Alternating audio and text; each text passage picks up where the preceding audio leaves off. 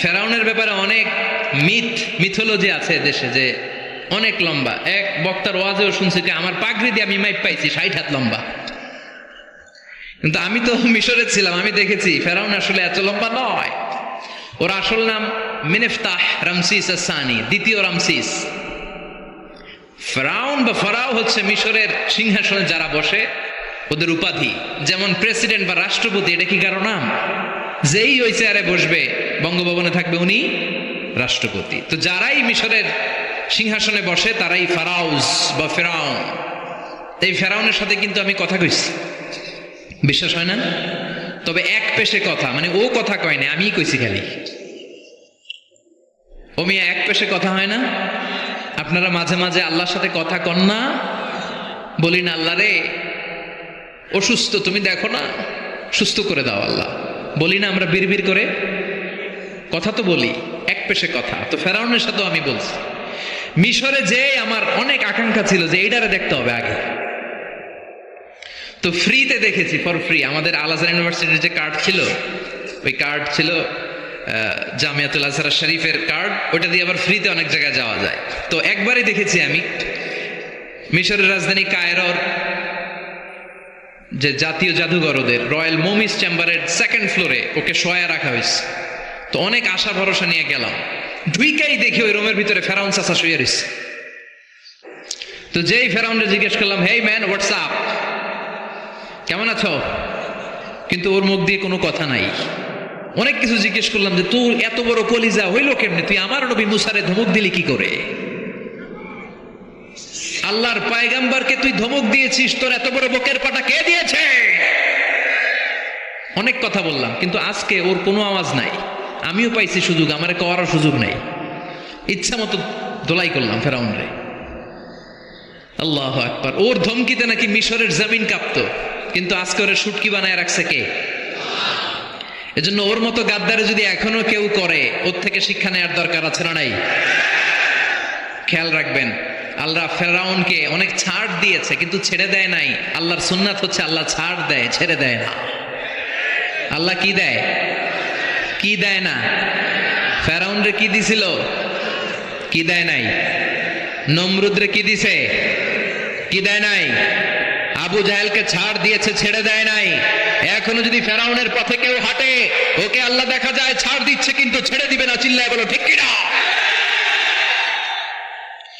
পৃথিবীতে কেউ তো স্থায়ী হয় না, হোক না সে ফেরাউন কিবা নমরুদ। কেউ ভাবে চিরদিন রয় না, কেউ ভাবে চিরকাল রয় না। পৃথিবীতে কেউ তো স্থায়ী হয় না, হোক না সে ফেরাউন কিবা নমরুদ। কেউ ভাবে চিরদিন রয় না। জোরে বলেন ঠিক কিনা? কেউ থাকবে না, চলে যেতে হবে। এজন্য খুব সাবধান। আল্লাহ বললেন, গোলাম, পেটের সমস্যা বড় সমস্যা না, যৌন সমস্যা বড় সমস্যা না।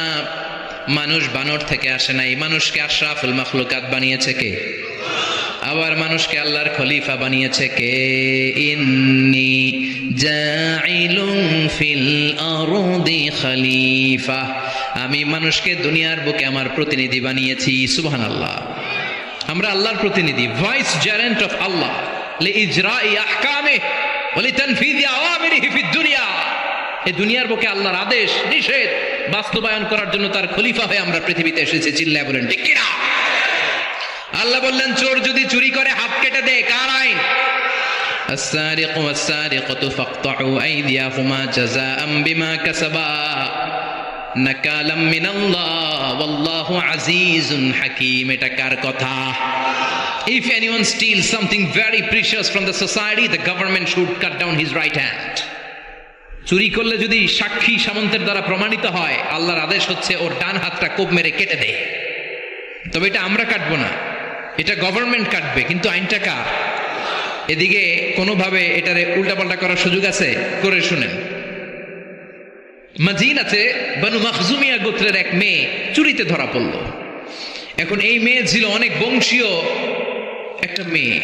সাহাবারা দেখলো এই মেয়ের হাত যদি বিশ্বনবী কেটে দেয়, তাহলে তো মদিনাতে মারামারি লেগে যাবে। সবাই ভাবলো বিশ্বনবীরে বলি, নবী মাফ করে দেন, কেটে দিয়েন না, কিন্তু বিশ্বনবীর সামনে দাঁড়িয়ে বলার সাহস কারো হয় না। বিশ্বনবীর পালক পুত্র যায়েদ বিন হারেসা, তার ছেলে উসামারে বিশ্বনবী বড্ড ভালোবাসে।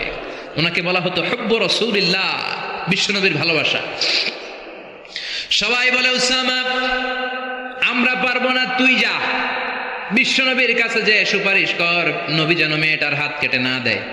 উসামা যে ডাক দিয়ে বলে, নবী এই মেয়েটার হাত কেটে দিয়েন না। বিশ্বনবীর চেহারাটা মুহূর্তের মধ্যে আগুনের গোলার মতো লাল হয়ে যায়। রেগে গেলেন, বললেন উসামা এত বড় সাহস তুই পেলি কই? এটা আল্লাহর আইন। লাউ কানাত ফাতিমাতু বিনতি মুহাম্মাদিন সারাকাত লাকাতা মুহাম্মাদুন ইয়াদাহা। ওই বনু মাখজুমিয়া গোত্রের মেয়ে তো অনেক কাছের কথা, আমার কলিজার টুকরা নয়নের পুটুলি ফাতেমাও যদি চুরি করে ধরা পড়ে, তার ডান হাত কেটে দিতে আমি বিশ্বনবী এক সেকেন্ডও দেরি করব না। আইনটা কার? এই চোরের বিচার হোক আমরা চাই কি চাই না? একটা চোরের বিচার যদি আমাদের 17 কোটি মানুষের প্রধানমন্ত্রী মাননীয় প্রধানমন্ত্রী শেখ হাসিনার তত্ত্বাবধানে জাতীয় মসজিদ বাইতুল মোকাররমের সামনে যদি একটা বড় চোরের হাত কেটে দেয়া হয়, আর সবগুলো টেলিভিশন চ্যানেল যদি লাইভ সরাসরি সম্প্রচার করে, আমরা সবাই যদি দেখি, বাংলার জমিনে আর কোনো চোর খুঁজে পাওয়া যাবে? এই কোরআনের বিধানগুলো বাংলার জমিনে কায়েম হোক আমরা চাই কি চাই না? তবে লাউ সুর, কদু সুর, মুরগি সুর এই সুর না, এগুলা পরে আরো বড় সুর আছে, যারা এক সিগনেচার দিয়ে দেশের হাজার কোটি টাকা শেষ করে দেয়, যারা শেয়ার বাজার লুটে পুটে খেয়ে ফেলে, হলমার্ক শেষ করে দেয়, দেশের টাকা বিদেশে পাচার করে দেয়, এরকম ডাকাত আছে না নাই? এই ডাকাতগুলোর বিচার সবার আগে হওয়া দরকার। এই বিধানটা কার? আল্লাহর। আমরা আল্লাহর বিধান আল্লাহর জামিনে চাই, ঠিক কিনা? ইনশাআল্লাহ মাননীয় প্রধানমন্ত্রী অনেক লম্বা সময়ের জন্য আছেন। তিনি আগে ছিলেন কয়দিন? 10 বছর, এখন পাইছে আরো 5 বছর। ইনশাআল্লাহ আস্তে আস্তে আস্তে আস্তে আস্তে আস্তে উনিও হয়তো এই সুন্দর সুন্দর বিধানগুলো বাংলাদেশটারে একটা শান্তিপূর্ণ দেশ হিসেবে গোটা বিশ্বের দরবারে পরিচিত করার জন্য এই বিধানগুলো হয়তো একদিন আমরা আশা করি, আমরা স্বপ্ন দেখি, আমাদের প্রিয় প্রধানমন্ত্রী মাননীয় প্রধানমন্ত্রী বাংলার জমিনে এই বিধানগুলো কায়েম করবে। জোরে কোন ঠিক কিনা? খলিফাতুল্লাহ ফিল আরদ, এই কাজগুলো বাস্তবায়নের জন্য আল্লাহ আমাদেরকে খলিফা বানিয়েছে। তবে আমি আপনি কাটবো না, জিনা করলে আমি আপনি মাথা কাটতে পারবো না, এটা সরকার করবে। এটা কে করবে? এজন্য আল্লাহ ডেকে বললেন, গোলাম মানুষের পেটের সমস্যা বড় সমস্যা না, যৌন সমস্যা বড় সমস্যা না, মানুষ বানর না, মানুষ আশরাফুল মাখলুকাত, মানুষ সৃষ্টির সেরা, ঠিক কিনা? আবার মানুষ সবচাইতে শক্তিশালী, জানেন? জানেন না? মুসনাদে আহমদ ইবনে হাম্বলের বর্ণনা, আল্লাহ যখন পৃথিবী সৃষ্টি করলেন, পৃথিবী কাঁপতে শুরু করে দিল। পৃথিবীর কাঁপাকাঁপি দেখে আল্লাহ পৃথিবীতে পাহাড় গেড়ে দিলেন। ওয়াজআলনাল জিবালা, কথা বলে না এত হাফেজ, ওয়াজআলনাল জিবালা আওতাদা, পাহাড়কে আমি পেড়েগের মতো গেড়ে দিয়েছি।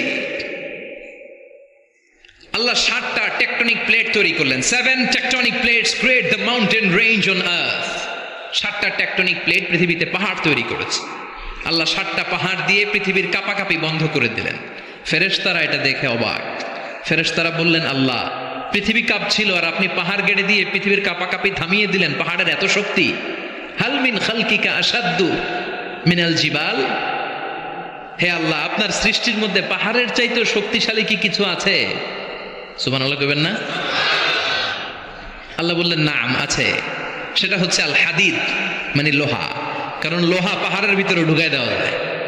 সুবহানাল্লাহ বাড়িতে গিয়ে বললেন। আবার এই আল হাদিদ নামে আল্লাহর কোরআনে একটা সূরা আছে না নাই? সূরার নাম কি? সবাই বলেন। ওয়া আনজালনাল হাদিদা ফীহি বা'সুন শাদীদ।